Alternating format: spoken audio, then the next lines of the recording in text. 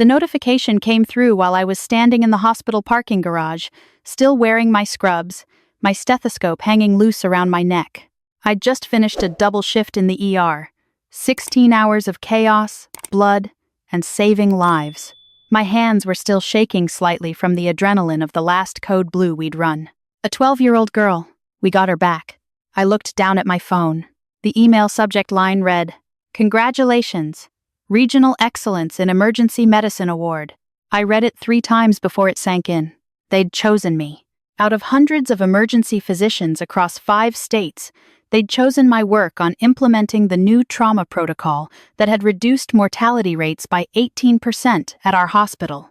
The ceremony would be next Saturday at the convention center. Families welcome. I sat in my car for a long time, the phone growing warm in my palm. I should have felt proud. I should have felt something other than this hollow quiet that filled my chest. But all I could think about was whether anyone would come. My mother answered on the 4th ring. I could hear the television in the background, one of her reality shows. "Hi, Mom. I have some news. I won an award. It's actually a pretty big deal. Regional Excellence in Emergency Medicine. The ceremony is next Saturday, at 2. I'd really love it if you and Dad could come. And maybe Rebecca too." There was a pause. "Saturday? What time did you say?" 2 o'clock. Downtown Convention Center. "Oh, honey. That's the same day as Rebecca's open house for her new real estate office. You know she's been planning this for months. The whole family is supposed to be there." I felt something inside me go still. "I just told you about my award ceremony, Mom." "I know, sweetie. And that's wonderful. We're so proud. But Rebecca's been working so hard on this business. You understand, right? You're always at the hospital anyway. This is really important for your sister." "This is important to me too." "Of course it is. Can't you maybe record it or something? Or they must give you the award either way, right? It's not like you have to be there." I closed my eyes. "Never mind, Mom. It's fine. Don't be like that. You know how Rebecca gets when people miss her things. She's still upset about you missing her birthday dinner last year because of your shift. I was performing emergency surgery on a 6-year-old. Mom, I know. Your work is very important. We just wish you had more balance, you know? Rebecca manages to make time for family and her career." After I hung up, I sat there for another 20 minutes. The parking garage was nearly empty now, just a few scattered cars under the fluorescent lights. I thought about calling my father directly, but I knew how it would go. He'd check with my mother first. He always did. The ceremony was beautiful. I sat in the audience during the first half, watching other physicians accept their awards, innovations in cardiology, breakthroughs in pediatric care, excellence in surgical technique. Their families were there. I watched a woman in her 50s accept an award for her work in oncology, while her husband and 3 adult children stood and cheered.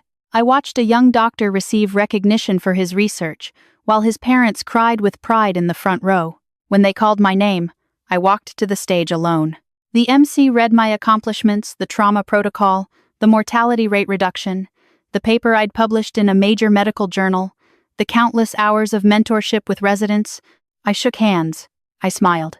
I held the crystal award heavy, cold, catching the stage lights. They asked me to say a few words.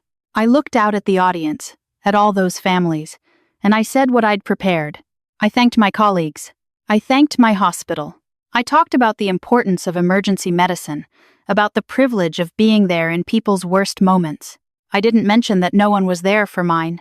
Afterward, during the reception, other award recipients introduced me to their families. I made polite conversation. I took photos with colleagues. Someone from the local news interviewed me about the trauma protocol. Through it all, I kept my phone in my pocket, feeling its weight, waiting for it to vibrate with a message that never came. I drove home still wearing my name badge from the ceremony. The apartment was dark and quiet. I set the award on the kitchen counter next to my mail, made myself tea. I didn't drink, and sat on the couch in the dim light from the street lamps outside. That's when the text came through. From Rebecca. "Mom said you had some work thing today? Hope it went well. Can't wait to see you at my open house next weekend. It's at 2, don't forget. Mom and Dad are coming early to help set up. Wear something nice, there will be photos." So excited. I stared at the message for a long time. My thumbs hovered over the keyboard. I could tell her. I could explain that it wasn't some work thing. I could tell her exactly what I'd accomplished, what the award meant, how statistically significant an 18% reduction in trauma mortality was. I could tell her that I'd stood on that stage alone because my entire family chose her real estate office over my medical recognition. Instead, I typed, "Congratulations. I'll try to make it." She responded immediately. "Try? Come on, this is important. Mom already RSVP'd for you. She's making her special cookies and everything." I didn't respond. I turned off my phone and sat in the dark. Monday morning, I was back in the ER. Trauma after trauma, gunshot wounds and car accidents, and a construction worker who'd fallen 3 stories. I moved through it all with the same focused calm I always had, the same steady hands, the same quick decisions. One of the residents, a young woman named Jessica, asked me how the ceremony had gone. "It was fine," I told her, checking a patient's pupils. "Just fine? Come on, doctor." "Sarah, you won a major award. That's huge." "It's just recognition for work we all do," I said. She looked at me for a moment, something like disappointment crossing her face, but she didn't push it. We had patients to see. The week passed. I worked my shifts. I ate my meals. I slept when I could. On Friday, my mother called. "Just confirming you're coming tomorrow, honey." Rebecca is so excited. She has this whole vision for how the office should look. She hired a photographer and everything. "Wear that blue dress I got you for Christmas, okay? You look professional in that." "I don't know if I can make it, Mom." "What do you mean? We already told Rebecca you're coming." "I have things to do." "What things?" "You're not scheduled at the hospital tomorrow. I checked with you last month." Of course, she'd checked my schedule for Rebecca's event, but hadn't asked about my ceremony. "I'm just tired, Mom. It's been a long week. Honey, you can't let Rebecca down like this. She's your sister. Family comes first, you know that. You can rest on Sunday." I felt something crack inside me. Very small, very quiet. "I have to go. I have a patient." I didn't have a patient. I was sitting in the break room with a cup of coffee that had gone cold an hour ago. That night, I couldn't sleep. I kept thinking about my mother's words. Family comes first. As if I wasn't family.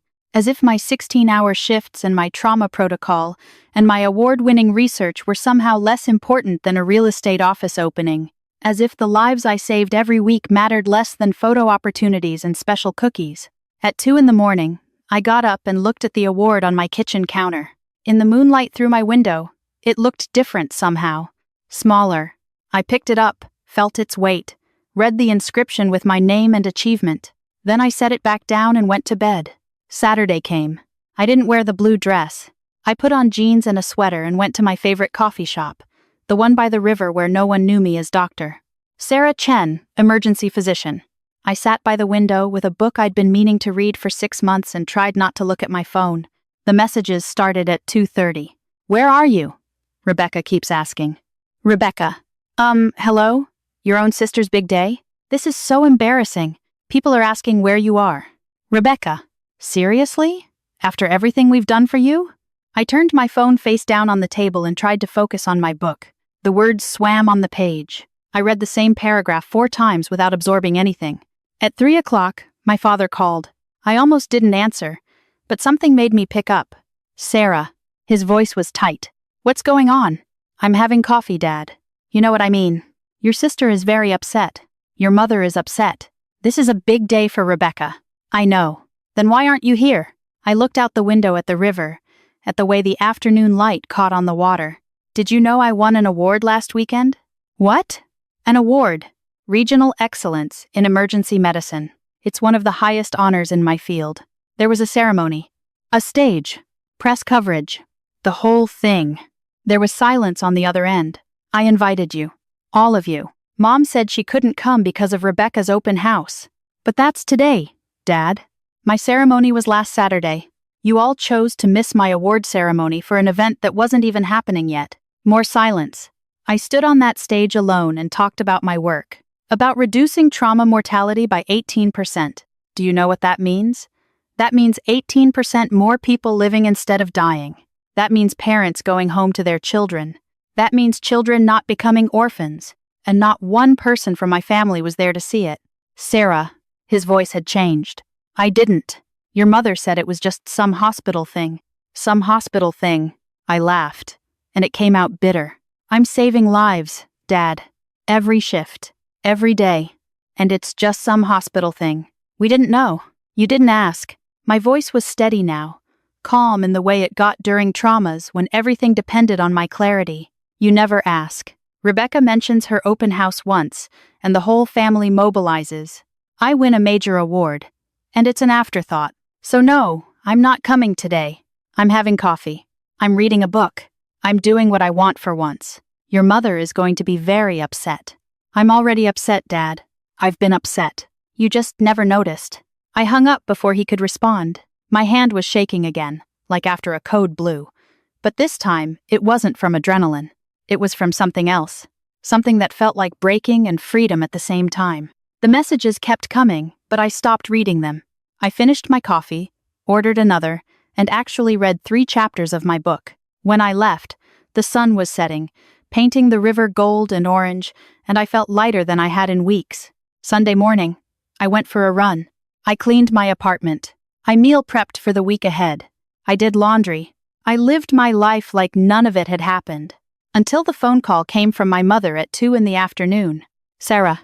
Her voice was strange. High and tight. Did you do something? Do something? With the media? With your award? There's a video. I frowned. What video? On Facebook. Someone shared it. From the ceremony. A lot of people are seeing it. My stomach dropped. Mom, I have no idea what you're talking about. Hold on. I'm sending you the link. The link came through. I clicked it with a sense of dread. Expecting. I didn't know what. Some embarrassing moment caught on camera. Some professional mistake I'd made. Instead, I found a professionally filmed video from the ceremony. It opened with shots of the convention center, the banner reading Regional Medical Excellence Awards. Then, it cut to the MC introducing my category. The video showed me walking to the stage. It showed the MC reading my accomplishments, all of them, in detail. The trauma protocol, the 18% mortality reduction, the published research, the mentorship hours, the innovation awards from my hospital. It showed me accepting the Crystal Award, shaking hands, smiling. Then it showed my speech. But it wasn't how I remembered it. The camera work made it look different. You could see my face clearly. The genuine emotion when I talked about emergency medicine, about being there for people in their worst moments. You could see me looking out at the audience, and the camera panned to show all those families, all those proud parents and spouses and children, and then the camera showed the empty seats where my family should have been. I don't know if it was intentional or just a quirk of the filming, but there was a clear gap. 3 empty seats in a row, right where families were meant to sit. The contrast was stark, all those other doctors surrounded by their loved ones, and then me, alone. But the video didn't end there. It cut to interviews they'd done at the reception, my colleagues talking about my work with obvious admiration. The hospital chief of staff saying I was the gold standard for emergency medicine. A resident, Jessica, saying that I'd taught her more about medicine and compassion than 4 years of medical school. A patient I'd saved. A young mother who'd come to the ceremony to thank me. Tears streaming down her face as she talked about how I'd stayed with her after a car accident, how I'd held her hand and told her she was going to make it, how she was alive because of me. The video ended with me holding the award under the stage lights, and text overlay that read, Sarah Chen, saving lives, changing medicine, excellence in action. The video had 40,000 views. In one day, I sat on my couch, phone trembling in my hands, watching the view count tick up. 42,000, 45,000. The comments were overwhelming. This is what a real hero looks like. 18% mortality reduction? This woman is literally saving hundreds of lives, and she looks so humble about it. Anyone else crying at that patient interview? Her family should be ashamed they missed this. That last comment had 3,000 likes. My phone started ringing. My mother. I stared at it until it went to voicemail. Then a text from Rebecca. We need to talk. Then my father. Sarah, please call us back. Then my mother again. People are asking me about the video. They're asking why we weren't there. What do I tell them? I turned my phone off and put it in a drawer. Monday morning, I walked into the ER for my shift. The difference was immediate. The nurses congratulated me. The residents asked for photos. The attending physicians, who usually barely acknowledged me, stopped to shake my hand. The hospital administrator came down personally to tell me that the video had been shared by several major medical organizations and that I'd brought tremendous positive attention to the hospital. Jessica found me during a break. Chen, I just want to say, that video made me cry. You're the reason I want to stay in emergency medicine. Thank you. I didn't know what to say, so I just hugged her. The week became a blur. The video kept spreading. 100,000 views. 200,000. A local news station called, wanting to do a feature story. A medical journal requested an interview about my trauma protocol. I got emails from medical students asking about my career path, from other hospitals asking if I'd consult on their trauma programs, from physicians around the country, thanking me for representing emergency medicine with such dedication. And through it all, my family's messages kept coming. Your aunt saw the video. She's asking questions. Rebecca. This is humiliating. Everyone thinks we're terrible. We need to talk about this as a family. Rebecca is very upset. People are commenting on her Facebook. Rebecca, can you please make a statement or something? Say that we were there? Your grandmother is confused. She doesn't understand why we weren't at the ceremony. I read them in the quiet moments between traumas, between saving lives, between doing the work that had always mattered to me. And I felt nothing, not anger. Not vindication, just a deep, settled calm. On Friday, exactly 1 week after the video went viral, I finally turned on my phone properly and called my mother back. She answered immediately. Sarah, thank God. We need to discuss how to handle this. Handle what, Mom? The video. The comments. They're saying things about us. Your father's coworkers have seen it. Rebecca's clients are asking about it. We need to do some damage control. Damage control, I repeated. Maybe you could post something on your Facebook? Say that we were there, that the video just didn't show us? Or that you asked us not to come because you were nervous? I laughed. I couldn't help it. It came out quiet and sad. You want me to lie. I want you to help your family, Sarah. You're making us look like terrible people. I didn't make that video, Mom. I didn't post it. I didn't write those comments. I just accepted an award. That's all I did. You invited us on purpose. You knew we had Rebecca's event. Rebecca's event was the next weekend, Mom. I invited you to my ceremony a week before her open house. You chose not to come. Silence. You told me it was just some work thing. I continued, my voice still calm. You told Dad it was just some hospital thing. You didn't ask what the award was for. You didn't ask if it was important. You just assumed Rebecca's real estate office opening was more valuable than my medical recognition. That's not fair. Do you know what I do, Mom? Do you actually know? Of course I do. You're a doctor. I'm an emergency physician. I work in a level 1 trauma center. Last week, I saved a 12-year-old girl who'd been hit by a car. Before that, a construction worker who'd fallen 3 stories. Before that, a mother of 4 who'd had a brain aneurysm. I hold people's hands while they die. I hold people's hands while they're born. I make decisions in seconds that determine whether someone lives or dies. I've published research that's changing how emergency medicine is practiced across the country. I've trained dozens of residents who are now saving lives in hospitals everywhere. And you thought my award ceremony was just some work thing. I could hear her breathing on the other end of the line. I'm not going to post a statement. Mom, I'm not going to lie. I'm not going to protect you from the consequences of your choices. You didn't come to my ceremony. That's the truth.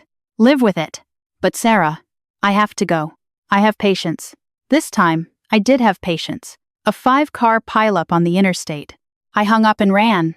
The video eventually stopped spreading, settling at around 500,000 views. The news story aired.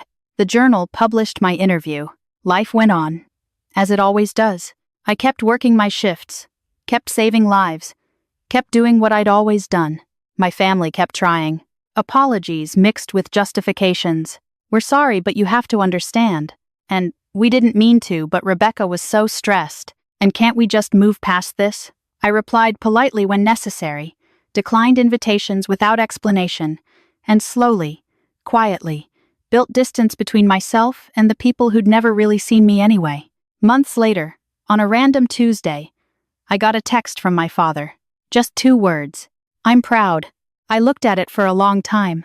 I thought about responding with all the things I'd wanted to say for years. About how I'd needed to hear that when I graduated medical school, when I finished my residency, when I saved my first life, when I won my first award, when I stood on that stage alone. About how those two words coming now, after a video went viral, after public embarrassment, after everything, how they felt hollow, performative, too late. Instead, I just wrote back, "Thank you," because I'd learned something in those months. I'd learned that I didn't need their pride anymore. I didn't need their validation. I had my own, every time I clocked into the ER, every time I made the right call under pressure, every time a patient looked at me with gratitude for being there in their worst moment, every time a resident told me I'd taught them something valuable that was my validation. The award still sits on my kitchen counter. I see it every morning when I make my coffee. It catches the light from the window, throwing rainbows across the wall. I don't think about the ceremony anymore, or the empty seats, or the viral video. I think about the work, about the 18%, about the lives that percentage represents, about the mother of 4 who's watching her kids grow up, about the construction worker who's back at his job, about the 12-year-old girl who just started high school. I think about the young resident, Jessica, who came to me last week and told me she'd just implemented a modified version of my trauma protocol at her new hospital. She was beaming with pride, and I told her the truth, that I was proud of her, that she was doing important work, that she mattered, because that's what I needed someone to tell me, and no one did. So I tell her instead. I tell all my residents, I make sure they know their work matters, their dedication matters. They matter whether their families show up to ceremonies or not. That's my legacy.